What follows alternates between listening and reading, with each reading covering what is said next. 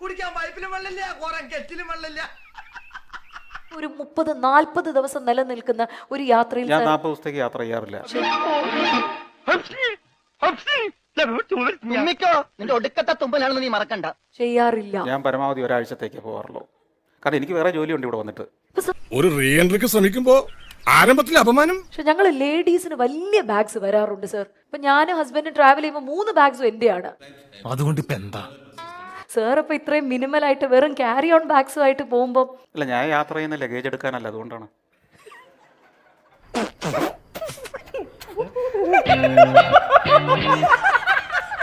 എപ്പോഴെങ്കിലും Santhosh sir flight miss ചെയ്തിട്ടുണ്ടോ? ഇല്ല.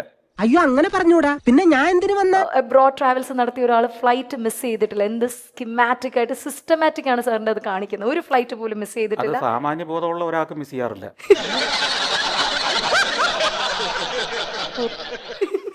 കാരണം വിമാനം മിസ് ചെയ്യുന്ന പിന്നെ എന്തിനാ യാത്ര ചെയ്യുന്നത്? കോമൺ സെൻസ് സീരിയലാത്തോണ്ട് എവിടെ പോയാലും ഇവൻ നോൺസെൻസ് മാത്രമേ സംസാരിക്കൂ. ഞാൻ പല സ്ഥാപനങ്ങൾ ഒരേ സമയം ചെയ്യുന്നയാളാ. ലേബർ ഇന്ത്യ എന്ന് പറഞ്ഞാൽ ലക്ഷക്കണക്കിന് മാസികകൾ അച്ചടിച്ച് വിൽക്കുന്ന ഒരു പ്രസിദ്ധീകരണ സ്ഥാപനം എനിക്കുണ്ട്. അത് ചെറിയ കാര്യമൊന്നുമല്ല. കിട്ടിയല്ലോ, അത് എന്നെപ്പോലെ ഒരു 10 പേരുണ്ടെങ്കിൽ നടത്താവുന്ന ഒരു സംരംഭം. അത് ഞങ്ങൾക്ക് 1200 ഏജന്റുമാരുണ്ട്. 1200 ഏജന്റുമാര്, 100-300 സ്റ്റാഫ്. ഈ പറഞ്ഞ സംവിധാനങ്ങളെല്ലാം മാനവീയ പിള്ളകളിയൊന്നുമല്ല. പോട്ടെ സാറേ കേട്ടാ, വീട്ടുകളാ ബോട്ടിയില്ലാത്ത അവൻ എന്തെങ്കിലും പറഞ്ഞെന്ന് പറഞ്ഞു. എല്ലാത്തരം പ്രശ്നങ്ങളും ഞാൻ ഫേസ് ചെയ്യുന്നുണ്ട്. അതിനെല്ലാം സൊല്യൂഷൻ. അല്ല, ഞാനൊരു ലോകയാത്ര നടത്തുന്ന ഒരു ട്രാവൽ ബ്ലോഗർ അല്ല ഞാൻ.